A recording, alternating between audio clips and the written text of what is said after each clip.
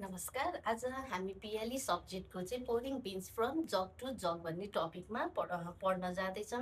योभन्दा अघिल्लो टपिकमा चाहिँ हामीले ट्रान्सफरिङ बिन्स पढेको थियौँ, जसमा चाहिँ हामीले चम्चाको हेल्पबाट चाहिँ एउटामा भएको बिन्सहरू अर्कोमा ट्रान्सफर गर्न सिकाएका थियौँ भने अब चाहिँ हाम्रो पोरिङ बिन्स भनेर छ। जुन टपिकमा चाहिँ टपिकमै भनिएको छ कि पोरिङ पोरिङ भनेको चाहिँ खन्याउनु हो।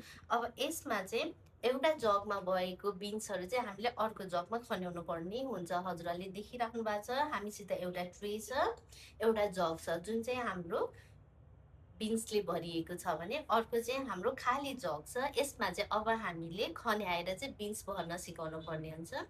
So let's start the topic. Now I am going to describe about the beans.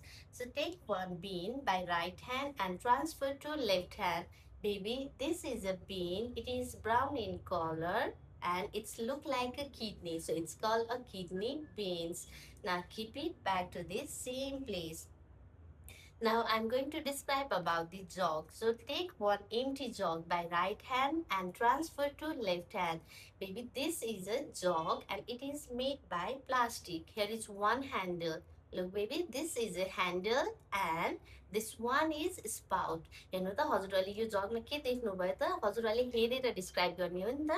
यो प्लास्टिकबाट बनेको छ, यो ह्यान्डल जसमा चाहिँ हामीले समाउन सिकाउँछौँ भने स्पाउट, यो चुच्चोलाई चाहिँ हामीले स्पाउट भन्छौँ। एसपिओयुटी, स्पाउट भनेको चाहिँ यो चुच्चो। अब यो चुच्चोको हेल्पबाट चाहिँ हामीले बिन्सहरू खन्याउन सिकाउँछौँ। हामीले यो चुच्चोबाट खन्याउनु भनेनौँ भने बेबीहरूले जताबाट पनि यसरी अथवा यसरी खन्याइदिनुहुन्छ। त्यो खन्याउँदाखेरि हाम्रो भुइँभरि पोखिन्छ। अब हामीले स्पाउटको थ्रुबाट चाहिँ बेबीहरूलाई बिन्स खन्याउन सिकायौँ भने उहाँहरूले यहाँबाट सजिलैसँगले नपोखाइकन पनि खन्याउन सिक्नुहुन्छ है। Okay, now we put the empty jug back to the same place. So we are going to fill this empty jug with beans. हेर्नु त अब यो खाली भएको बिन्सलाई चाहिँ हामीले जगलाई चाहिँ हामीले भरिदिन्छौँ। Hold the jug by right hand. अब हामीले कसरी समाउने त हेर्नु त, 3 fingers चाहिँ हामीले यहाँभित्र इन्सर्ट गरेका छौँ। Hold the jug by right hand, then support the jug by left hand. हामीले चाहिँ सपोर्ट गर्नुपर्ने हुन्छ। हेभीले गर्दा बेबीहरूले एउटा हातले गर्न सक्नुहुन्न। We support the jug by left hand like this. Then we pour it through the spout. हामीले चाहिँ स्पाउटको थ्रुबाट यसरी बिस्तारै खन्याउन सिकाउँछौँ। योबाट चाहिँ बेबीहरूले ब्यालेन्स गर्न पनि सिक्नुहुन्छ।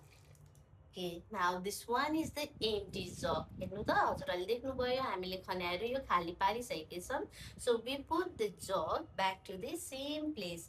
Handle always should be outside and spout always should be inside. यो चाहिँ हामीले किन ह्यान्डल बाहिर राख्छौँ भन्दाखेरि हामीलाई चाहिँ होल्ड गर्न सजिलो होस् है भन्नको लागि चाहिँ हामीले यो ह्यान्डल चाहिँ सधैँ बाहिर फर्काएको हुन्छौँ। Okay, now is there spill of beans, baby? No, ma'am. Okay, now again we pouring the beans from right to left jug. Okay, so I'm going to catch this handle by using my right hand and keep the left hand body of this jug like this way, and I'm going to pour it slowly and carefully. बिस्तारै खनाउने। अब यसमा sound आउँछ किनभने प्लास्टिकको बनेको छ। स्टार्टिङमा अलिक धेरै आउँथ्यो र पछि पछि साउन्ड चाहिँ कम हुँदै जान्छ। यसरी हामीले गर्छौँ। हजुरहरूले देख्नुभयो हामीले स्पाउटको थ्रुबाट चाहिँ कसरी बिन्स खन्यायौँ भनेर। हामीले स्पाउटको हेल्पबाट बिन्स खन्याउँदाखेरि हेर्नु त हजुरहरूले देख्न सक्नुहुन्छ हामीसँग यहाँ बिन्स पोखिएको छैन। यदि हामीले स्पाउटबाट नखन्याएर जता मनलाई त्यतैबाट खन्याउने हो भने चाहिँ हाम्रो बिन्स पोखिन्छ अनि राम्रो पनि देखिँदैन। यसरी चाहिँ हामीले एउटामा भएको बिन्स अर्कोमा सजिलैसँगले खन्याउन सक्छौँ। के अब हाम्रो कम्प्लिट भइसकेको छ टपिक। धन्यवाद।